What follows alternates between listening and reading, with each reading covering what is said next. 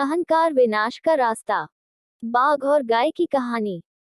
किसी गांव में एक किसान रहता था, जिसके पास एक गाय थी, जो हर दिन जंगल में चरने जाती और शाम ढलने तक घर वापस आ जाती।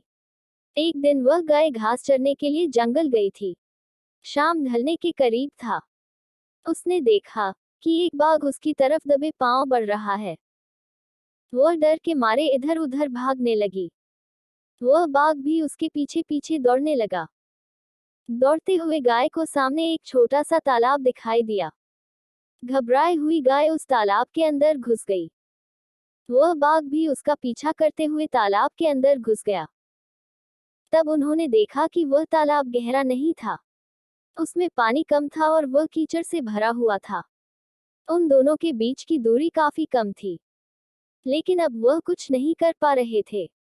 गाय उस कीचड़ के अंदर धीरे धीरे धंसने लगी और बाघ भी उसके पास होते हुए भी उसे पकड़ नहीं सका। बाघ भी धीरे धीरे कीचड़ के अंदर धंसने लगा। दोनों ही करीब करीब गले तक उस कीचड़ के अंदर फंस गए। दोनों हिल भी नहीं पा रहे थे।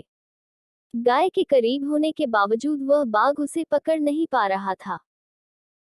थोड़ी देर बाद गाय ने उस बाघ से पूछा, क्या तुम्हारा कोई गुरु या मालिक है? बाघ ने गुर्राते हुए कहा, मैं तो जंगल का राजा हूँ। मेरा कोई मालिक नहीं, मैं खुद ही जंगल का मालिक हूँ। गाय ने कहा, लेकिन तुम्हारी उस शक्ति का यहाँ पर क्या उपयोग है?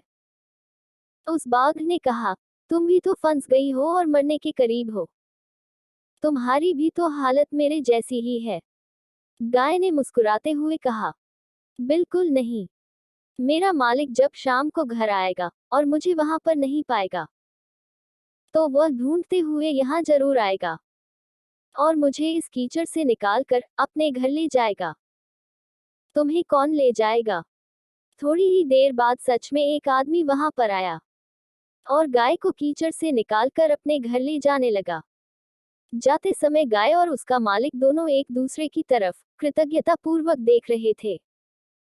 वे चाहते हुए भी उस बाघ को कीचड़ से नहीं निकाल सकते थे, क्योंकि उनकी जान के लिए वह खतरा था। दोस्तों, गाय समर्पित हृदय का प्रतीक है, बाघ अहंकारी मन है और मालिक ईश्वर का प्रतीक है। कीचड़ ये संसार है और यह संघर्ष अस्तित्व की लड़ाई है। किसी पर निर्भर नहीं होना अच्छी बात है, लेकिन मैं ही सब कुछ हूँ, मुझे किसी के सहयोग की आवश्यकता नहीं है। यही अहंकार है और यही से विनाश का बीजारोपण हो जाता है। ईश्वर से बड़ा इस दुनिया में सच्चा हितैषी कोई नहीं होता, क्योंकि वही अनेक रूपों में हमारी रक्षा करता है।